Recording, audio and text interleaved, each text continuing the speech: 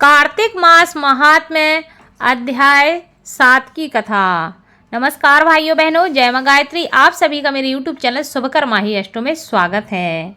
आज की इस कथा में सुनते हैं कार्तिक मास महात्म्य के 7वें अध्याय की कथा। नारद जी ने कहा कि हे राजन, कार्तिक मास में व्रत करने वालों के नियमों को संक्षेप में बताएं। तो नारद जी कहते हैं कि ठीक है राजन, मैं आपको संक्षेप में इनके नियमों के बारे में बताता हूँ, सो उसे आप ध्यानपूर्वक सुने। व्रती को सब प्रकार के आमिष, मांस, उड़द, राई, खटाई तथा नशीली वस्तुओं का त्याग कर देना चाहिए। व्रती को दूसरे का अन्न ग्रहण नहीं करना चाहिए, किसी से भी द्वेष नहीं करना चाहिए और तीर्थ के अतिरिक्त अन्य कोई यात्रा नहीं करनी चाहिए। देवता, वेद, ब्राह्मण, गाय, व्रती, नारी, राजा तथा गुरुजनों की निंदा भी नहीं करनी चाहिए। व्रती को दाल, तिल, पकवान व दान नहीं किया हुआ भोजन ग्रहण नहीं करना चाहिए। किसी की भी चुगली या निंदा से बचना चाहिए। किसी भी जीव का मांस नहीं छूना चाहिए। पान, कत्था, चूना, नींबू, मसूर, बासी तथा जूठे अन्न का भी प्रयोग नहीं करना चाहिए। गाय, बकरी तथा भैंस के अतिरिक्त अन्य किसी पशु का दूध नहीं पीना चाहिए।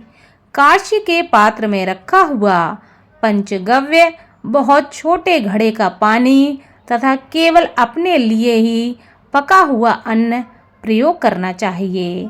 कार्तिक माह का व्रत करने वाले मनुष्य को सदैव ब्रह्मचर्य का पालन करना चाहिए।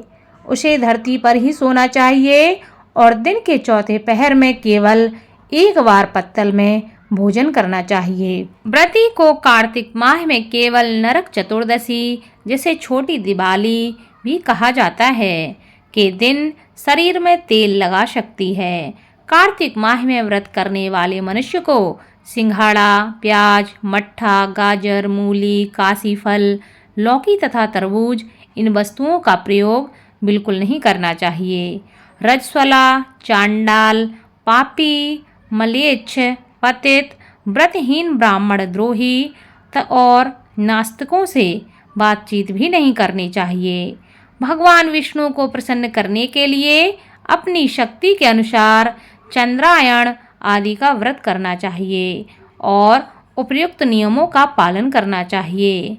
व्रती को प्रतिपदा को कुम्हड़ा, द्वितीया को कटहल, तृतीया को तरुणी स्त्री, चतुर्थी को मूली, पंचमी को वेल, षष्ठी को तरबूज, सप्तमी को आंवला, अष्टमी को नारियल, नवमी को मूली, दसवीं को लौकी, एकादशी को परवल, द्वादशी को बेर, त्रयोदशी को मट्ठा, चतुर्दशी को गाजर तथा पूर्णिमा को साग का प्रयोग नहीं करना चाहिए।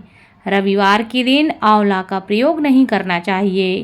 कार्तिक माह में व्रत करने वाला मनुष्य यदि इन शाकों में से किसी भी शाक का सेवन करना चाहे तो पहले ब्राह्मण को देखकर ग्रहण करे।